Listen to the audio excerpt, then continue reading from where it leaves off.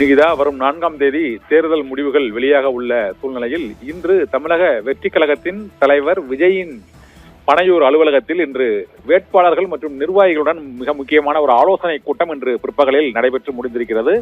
அந்த ஆலோசனை கூட்டத்தில் 233 தொகுதிகளிலும் போட்டியிட்ட வேட்பாளர்கள் மற்றும் அந்த கட்சியின் முக்கிய நிர்வாகிகள் கலந்து கொண்டிருக்கிறார்கள். வாக்கு எண்ணிக்கையின் போதும் தேர்தல் முடிவுகள் வெளியான பிறகும் தாவேகா வேட்பாளர்கள் எவ்வாறு நடந்து கொள்ள வேண்டும் என்பது உள்ளிட்ட பல்வேறு விஷயங்கள் ஆலோசிக்கப்பட்டிருக்கின்றன.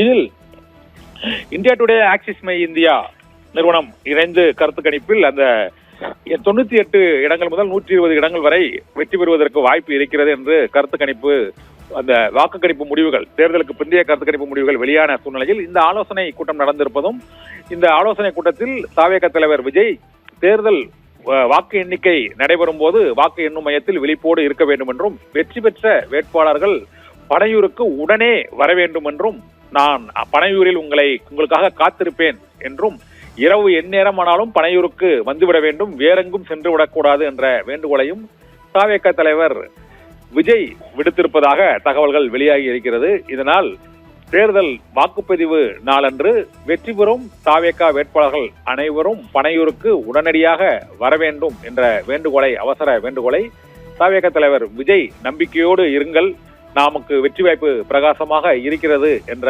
வேண்டுகோளையும் தாவேகா நிர்வாகிகளுக்கும் வேட்பாளருக்கும் இன்று பனையூரில் நடைபெற்ற அந்த ஆலோசனை கூட்டத்தில் விடுத்திருக்கிறார். இந்த ஆலோசனை கூட்டத்தில் பங்கேற்ற அந்த வேட்பாளர்கள் இருக்கக்கூடிய அந்த பேட்டியை நாம் இப்போது பார்க்கலாம்.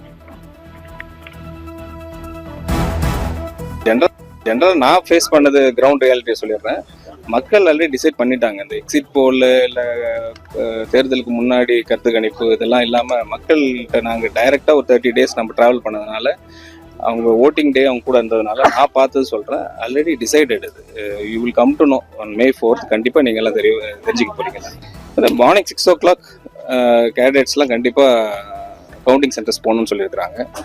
யாருமே இன்ச் கூட நவரக்கூடாது. You have to stay very closely. அது மாதிரி அங்கே நிறைய ரஷ் இருக்கும். நம்ம ஃப்ரண்ட்ல நின்று நம்ம கிளியராக மானிட்டர் பண்ணணும்னு சொல்லியிருக்காங்க ஓட்டிங்.